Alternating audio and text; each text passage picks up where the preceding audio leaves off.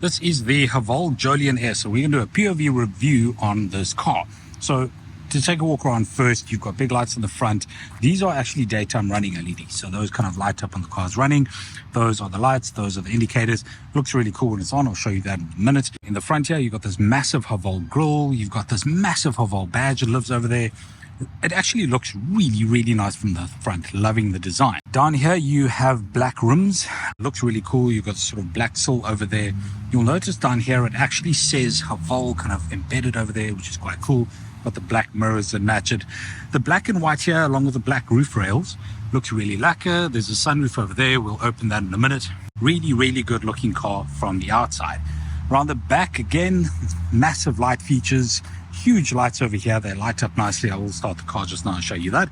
Jolion S badge over there. It's got a tailgate that clicks open, but it's not automated. So then you have to actually pull it up. Quite a large boot in the back there, 60-40 split on the seats. I found these goodies in here, which have Velcro on them, which is actually quite cool. Fire extinguisher, straight from China. Board over here, and then obviously there's no button, but you do have a grab handle, and that almost closes the whole Jolion. So let's hop in on the inside. Car is unlocked at the moment, but if we touch this button over there, it folds the mirrors in and locks it. You touch it again, completely keyless, it unlocks it. No. Come on. There we go. Right, so now the car is unlocked.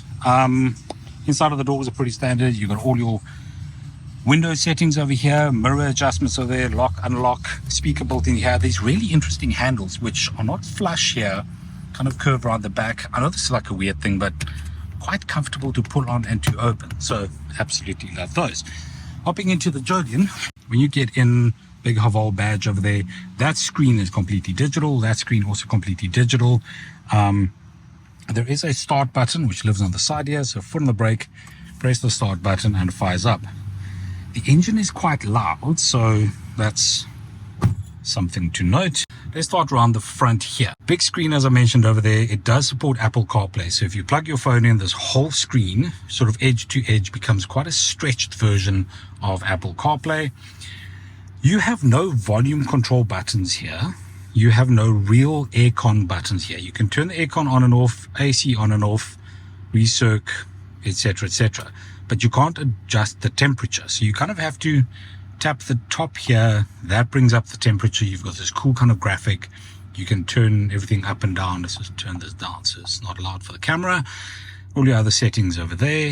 Then to get out of it, you kind of tap the home button over there. This is the kind of home screen layout in the Jolion. There is obviously Apple CarPlay and Android Auto, as I mentioned.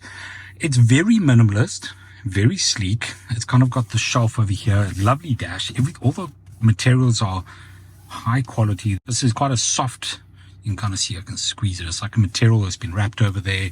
As I pointed out just now, the doors, Evolve sound system over there, which is not terribly good, but it'll do. Air vents over here. The center console is really interesting. So you have an inductive charging mat at the back here. It's not very deep, so a phone sits there quite nicely. You have this little storage container over here. This interesting kind of chiseled silver looking gear selector. Very simple. Left is reverse.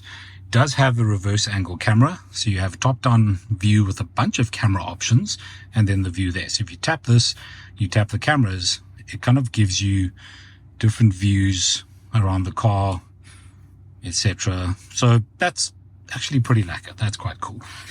Center is neutral, obviously, and that's drive or manual. It does have flappy pedals to go with the manual. So if you kick into manual over here, you can gear down or gear up on this side. Big knob in the middle puts it back into park.